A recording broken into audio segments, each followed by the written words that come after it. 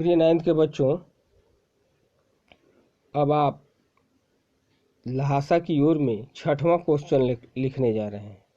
आइए लिखते हैं।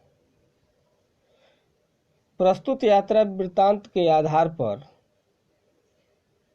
बताइए कि उस समय तिब्बती समाज कैसा था।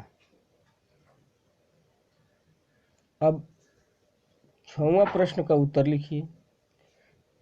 तिब्बत का तिगरी प्रदेश विभिन्न जागीरों में विभक्त है। पूर्ण विराम। अधिकतर जागीरें विभिन्न मठों के अधीन हैं।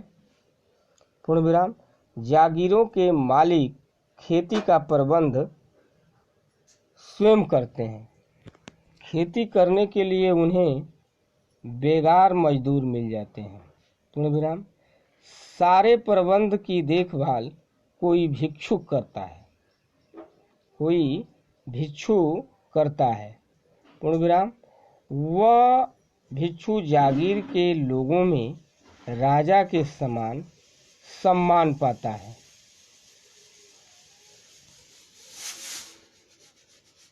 तिब्बत के समाज में छुआछूत, जातिपात आदि कुप्रथाएं नहीं हैं।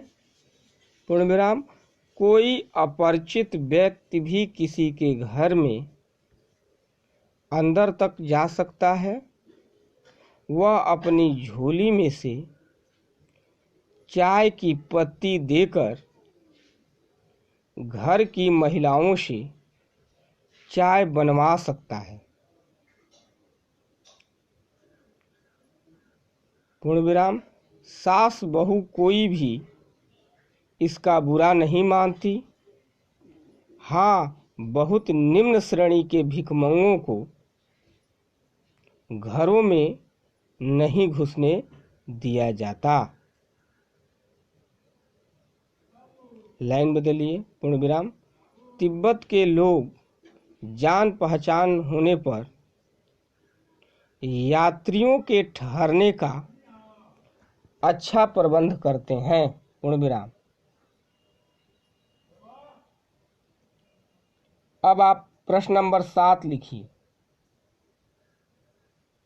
मैं अब पुस्तकों के भीतर था। नीचे दिए गए विकल्पों में से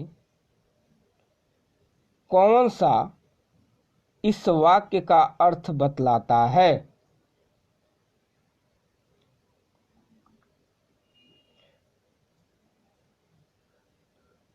तो विकल्प क सही है। तो आइए लिखते हैं। लेखक पुस्तकें पढ़ने में रम गया। अब आप प्रश्न नंबर 8 लिखने जा रहे हैं। तो लिखिए। सुमति के यजमान और अन्य परिचित लोग लगभग हर गांव में मिले। इस आधार पर आप सुमति के व्यक्तित्व की किन विशेषताओं का चित्रण कर सकते हैं।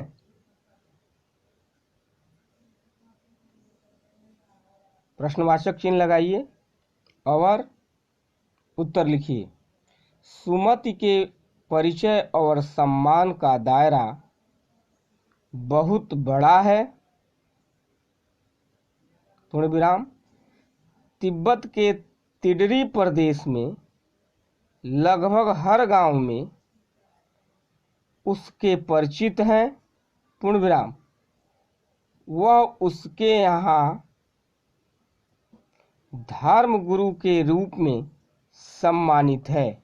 वह उनके यहाँ धर्म गुरु के रूप में सम्मानित है। लोग उसे आदर पूर्वक घर में स्थान देते हैं।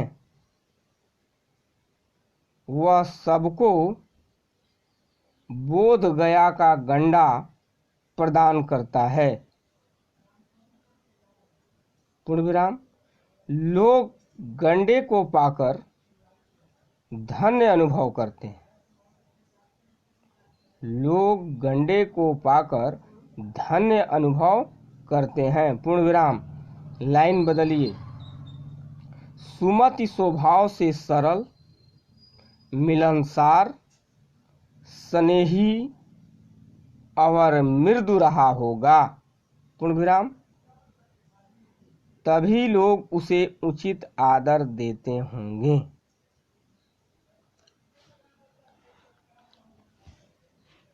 अब प्रश्न नंबर 8 के बाद आप सीधे 10 लिखेंगे।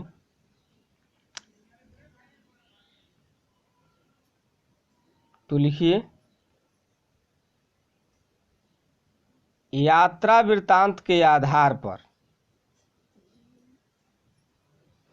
तिब्बत की भौगोलिक स्थिति का शब्द चित्र प्रस्तुत करें।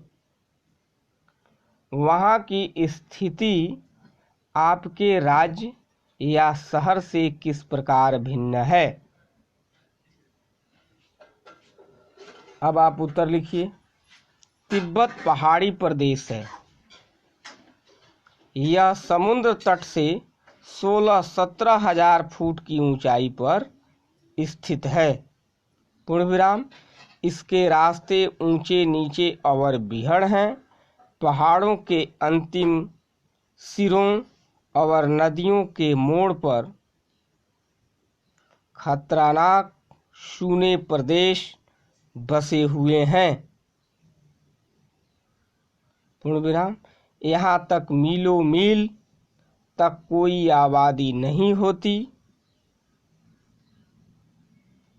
एक ओर हिमालय की बर्फीली चोटियां दिखाई पड़ती हैं, तो दूसरी ओर ऊंचे ऊंचे नंगे पहाड़ खड़े हैं। तिड्री नामक स्थान तो अद्भुत है। पूर्ण विराम। इसमें एक विशाल मैदान है जिसके चारों ओर पहाड़ ही पहाड़ हैं और बीचों बीच में एक पहाड़ी है। पूर्ण विराम। इस पहाड़ी पर एक मंदिर है जिसे पत्थरों के ढेर, जानवरों के सिंघों और रंग बिरंगे कपड़े की झंडियों से सजाया गया है। क्वेश्चन नंबर 10 समाप्त हुआ। लहासा की ओर के प्रश्न और उत्तर भी समाप्त हुए। बस आज इतना ही। अब फिर कल आगे।